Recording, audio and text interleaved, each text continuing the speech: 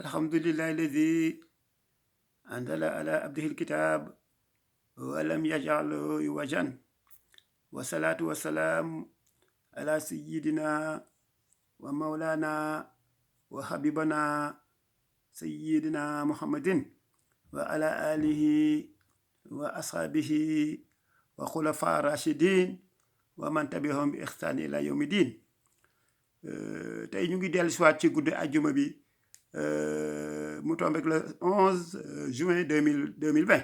waaw muy 19 ci Shawal waaw 1441 hijriyen waaw c'est le calendrier musulman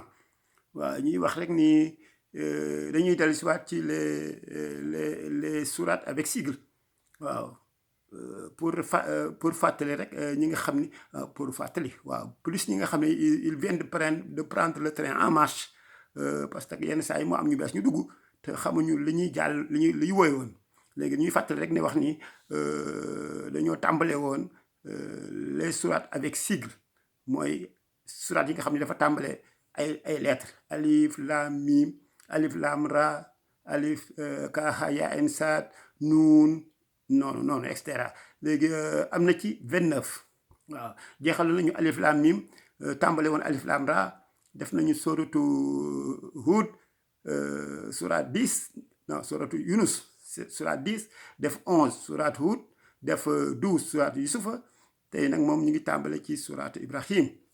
surat 14 waaw dañuy wax rek ne surat bi dafa am particularité bien que surat yëpp am nañu particularité yàlla dafay tàmbale waaw bi muy tàmbalee ci saar bi yonent bi sallallahu alayhi wa sallam lay wax ci ay mbiram bu fa jógee teg ci yonent yàlla Ibrahima teg ci yonent yàlla Moussa waaw teg ci yonent yàlla Nuh teg ci les Aad te wax ku wax Aad xam ni yonent yàlla Hud waaw c'est le peuple du prophète Hud waaw ak Samoud waaw Samoud c'est le peuple du prophète Salih voilà wa min xablihim ak ñi nga xam ne ñoo leen jiitu waaw wax na ñooñu après nag soog a ñëw ci maam Ibrahim waaw moo tax tey dañuy ñëw rek ci maam Ibrahim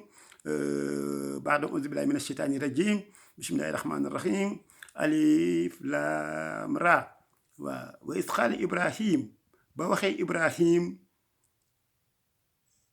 rabbi yow borom bi aj'al hada baladan aminan defal bii cité mu nekk en sécurité te mooy Màkka waaw wajnub nii ma nga préserver ma waaw nga épargner ma wa banni ak sama postérité an na'budal asnaam ba bu ñu jaamu xërëm bu ñu dugg ci idolâtrie verset 35 waaw day wax ni rabbi yow borom bi innahunna mooy les idoles at lal na réeral nañu kasiiran lu bari mina naas ci doomu aadama yi waaw fa man tabi ani nag képp koo xam ne topp na ma fa innahu minni bokk na ci sama njaboot waaw ma man asaani nag képp koo xam ne mooy na ma nag désobéir na ma nee na fa innaka yow borom bi xafuurun aji jéggalaakoon la wa raxiimun aji yërëm bépp mbindeef bu mu soob ci yowmal xiyaam waaw raxiim moo gën a yaatu ko raxmaan waaw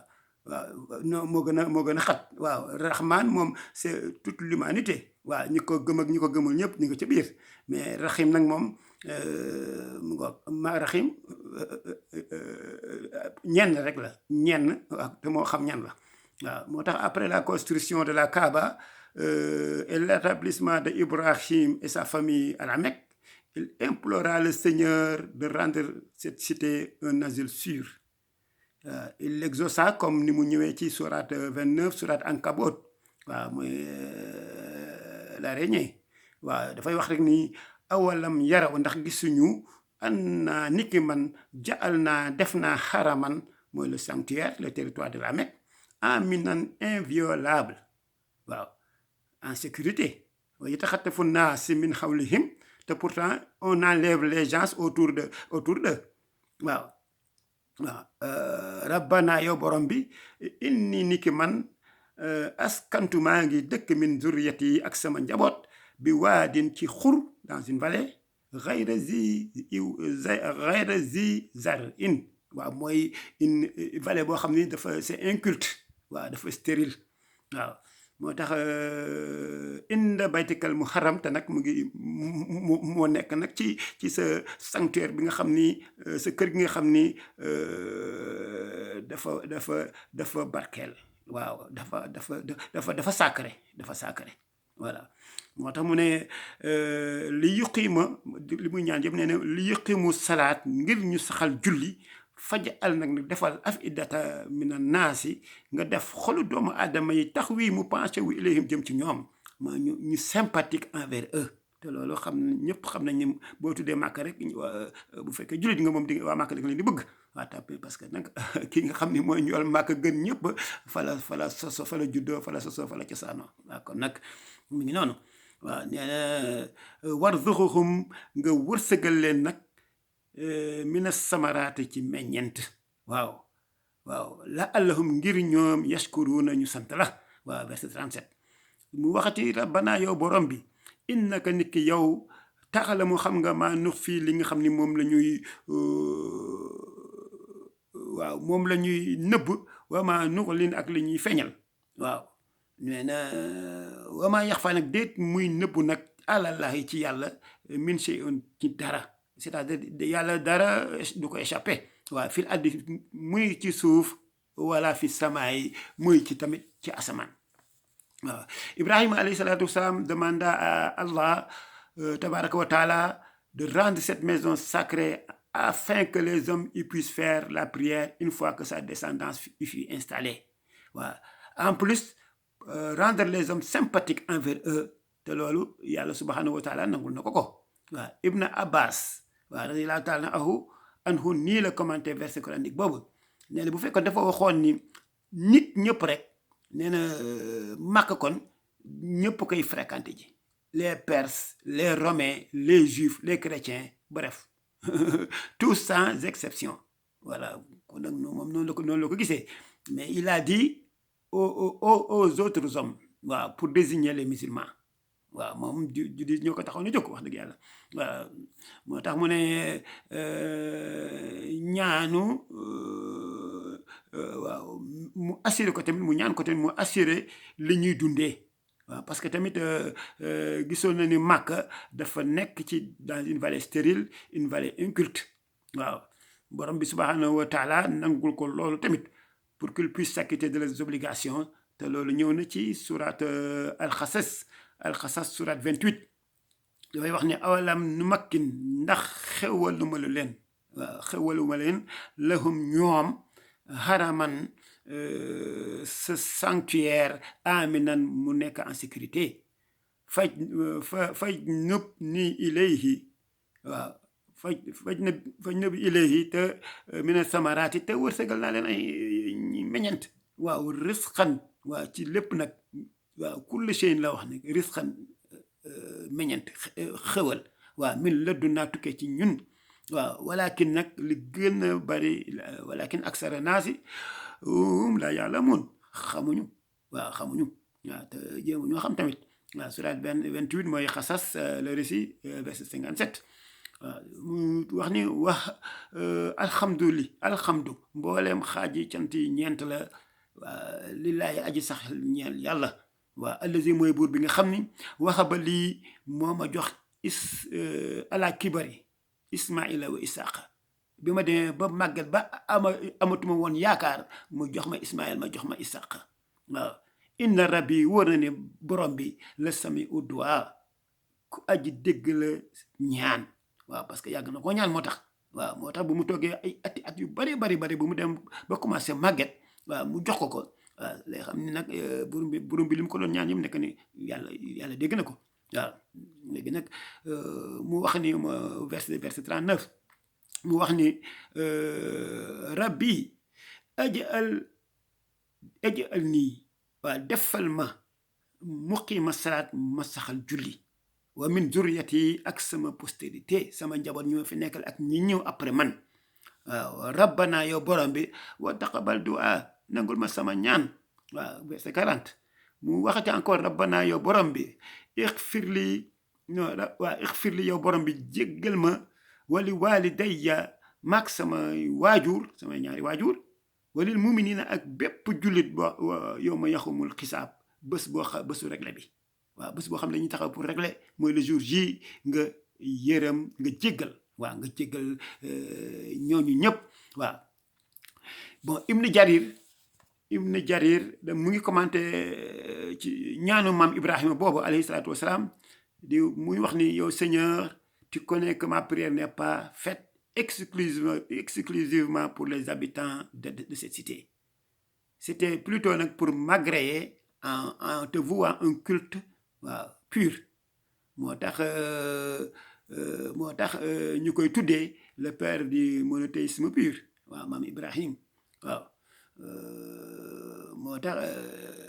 en m'accordant de surcroît ta satisfaction waaw muy sa ngërëm waaw car tu connais parfaitement les choses cachées parce que lépp lu làqatu rek yow y a pas de secret en toi et les choses cachées et les choses apparentes waaw et rien n'est caché en toi dans les cieux ni sur terre voilà moom la ko gisee woon waaw ñu indi leen rek ci wàllu ñaan ndax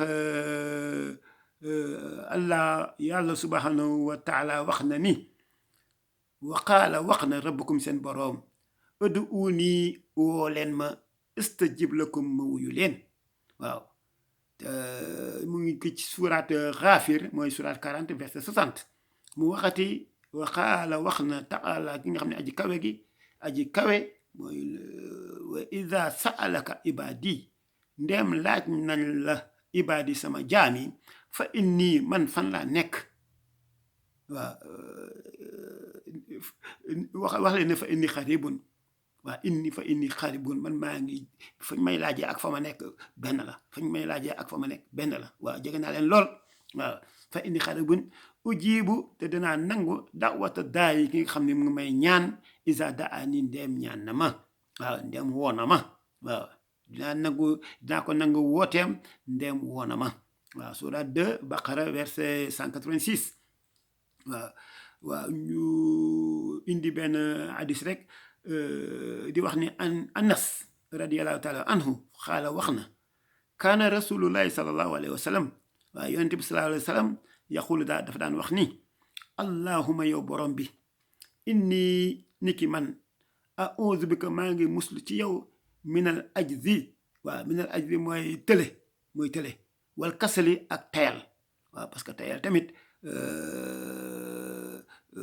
dafay delloo doomu aadama ginnaaw waaw parce que loo bëgg a def rek ne tey damaa sonn wala tey damaa tayal damaa laa rek ba mu ngi noonu waaw moo tax baaxul waaw nee na wal jubni waaw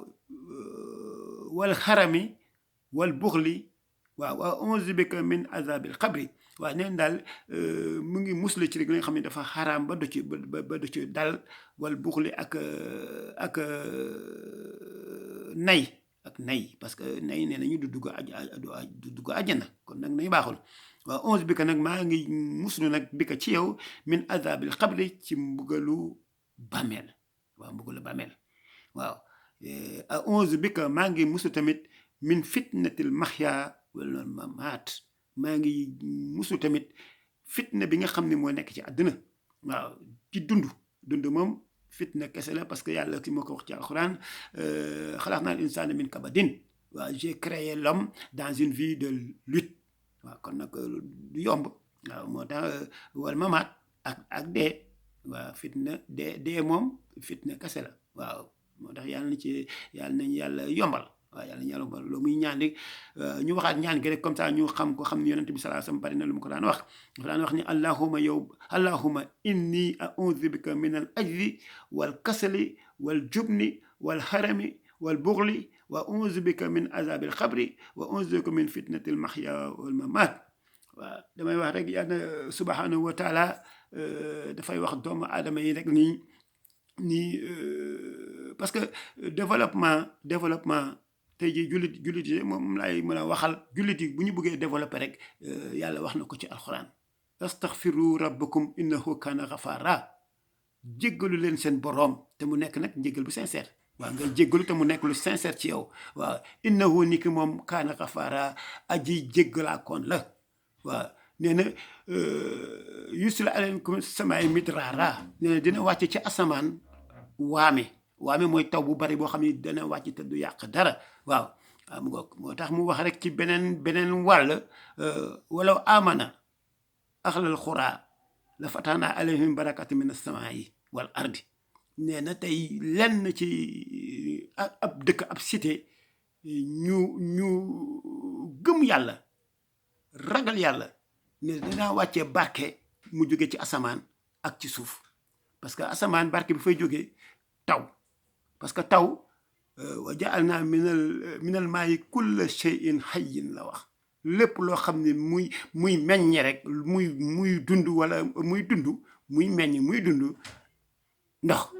waaw ndox waaw moo tax te ndox bu wàccee ci suuf mais les minéraux qui sont sous terre mais taw bi moo leen di régénérer parce que damay jox benn exemple rek di wax ni man bi ma nekkee jeune nekk xale gannaaw poste Thiaroye rek ngay jëm Thiaroye-sur-Mer amoon na fa benn bayal bu ngand boo xam ne bii bu tawul dara du fa nekk mais gis nga bu tawee ndox ma fees fa del jën yi en pagaille dama naan toog ma ne waa jën yi fu ñu jógee est-ce que jógewuñu ci asamaan si ànd ak ndox mi di taw da ngay gis loolu parce que tamit sama niveau fa la tolloon waaw mais par la suite laa xam ne rek dafay mel ni engrais yu nekk ci suuf rek waaw bu taw bi wàccee rek moo leen di régénérer ñoom ñoom dañuy dund waaw parce que day booy seet dëkk bu la ëpp taw moo lay ëpp meññent waaw moo lay ëpp meññent moom waaw parce que taw moo ci la lépp di wàcc voilà moo tax rek doomu aadama damay wax rek ñun wax dëgg yàlla tracé nañu fa xam ne fa la ñu jaar pour se développer waaw parce que am lu ne taxul nga dem waaw parce que boo ko amee mu bari te yàlla yëkkati barke bi yéegal ko mais tamit doo dem fenn waaw li am importance ragal yàlla te mu nekk di jégalu nag waaw ku nekk nag dans ton coin sër xuma nag nga dugg fa amandé wu waaw nga amandé wu rek jégalu borom bi te mu nekk lu sincère non bu ko ñëpp defoon léegi si àddina bi neex waaw c'est vrai que nag ñëpp duñ ko mën a def parce que ñëpp gëmuñu yàlla ñëpp gëmuñu loolu mais jullit yi laay wax rek ñoom de buñ ko defoon incha allah léegi nga gis lépp naat waaw lépp naat waaw te buur bi moo ko wax kon nag الذين يستمعون القول ويتبعون أحسنه أولئك الذين هداهم الله وأولئك هم أولو الألباب البر لا يبلى والذنب لا ينسى والديان لا يموت افعل ما شئت وكما تدين تدان والعاقبة للمتقين في أمان الله